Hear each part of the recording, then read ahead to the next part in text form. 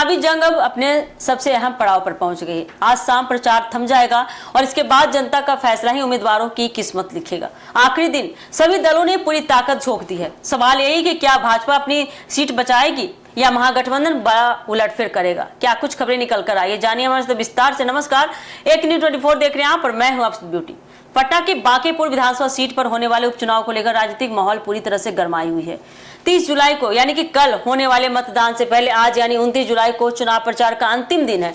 शाम को प्रचार का शोर थमते ही उम्मीदवारों को जनता के फैसले का इंतजार होगा। ऐसे में सभी प्रमुख दल आखिरी दिन मतदाताओं को अपने पक्ष में करने के लिए पूरी ताकत झोंक रहे हैं। बांकीपुर का यह उपचुनाव केवल एक विधानसभा सीट का चुनाव नहीं माना जा रहा है, आपको बता दें, बल्कि इसे बिहार की सियासत का बड़ा राजनीतिक संकेत भी माना जा रहा है। यही वजह है कि भाजपा, राष्ट्रीय जनता दल यानी कि आरजेडी और जन स्वराज पार्टी समेत सभी दलों ने अपनी पूरी ताकत मैदान में उतार दी है। आखिरी दिन बड़े नेताओं के रोड शो, जनसभाएं और घर घर संपर्क अभियान तेज कर दिए गए हैं। राजद की ओर से देखेंगे, नेता प्रतिपक्ष तेजस्वी यादव चुनाव प्रचार की कमान संभाले हुए हैं। वे लगातार विदेश दौरे से जब से आए हैं, जनता के बीच पहुंचकर सरकार को घेरने में लगे हैं और बदलाव की अपील कर रहे हैं लगातार। दूसरी ओर देखेंगे, भाजपा ने भी अपने वरिष्ठ नेताओं और संगठन की पूरी ताकत झोंक रखी है। पार्टी के कई दिग्गज नेता भी रोड शो कर रहे हैं और जनसभाओं के जरिए मतदाताओं तक पहुंच भी रहे हैं। वही जन स्वराज पार्टी के संस्थापक प्रशांत किशोर भी इस चुनाव को लेकर प्रतिष्ठा का प्रश्न मानते हुए लगातार प्रचार प्रसार में जुट चुके हैं।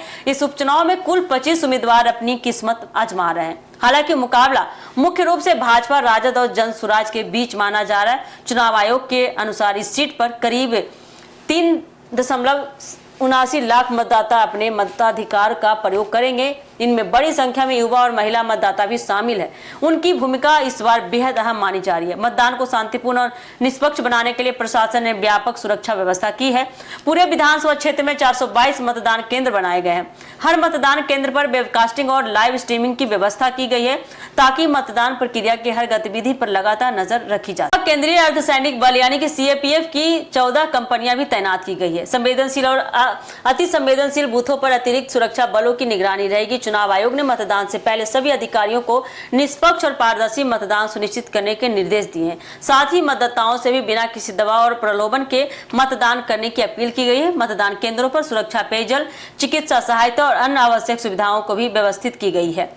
अब प्रचार खत्म होने के बाद सियासी बयानबाजी पर विराम लग जाएगा और नजरें 30 जुलाई यानी कि कल के मतदान पर टिक जाएगी। बांकीपुर की जनता किसे अपना प्रतिनिधि चुनती है, इसका फैसला जल्द ही ईवीएम में कैद हो जाएगा। फिलहाल सभी दल अपनी अपनी जीत का दावा कर रहे हैं, लेकिन असली तस्वीर मतदान के बाद ही साफ होगी। पूरे बिहार की निगाहें अब इस हाई प्रोफाइल उपचुनाव पर टिकी है, क्योंकि इसका परिणाम आने वाले समय की राजनीति के लिए भी अहम संकेत माना जा रहा है। तो किसके सर सजती है बांकीपुर चुनाव का ताज, ये देखना काफी दिलचस्प होने वाला है। तो फिलहाल के लिए इस खबर में इतना ही अपडेट थी। ऐसे अपडेट के लिए जुड़े हमारे एक न्यूज़ 24 के साथ। दीजिएगा इजाजत। धन्यवाद।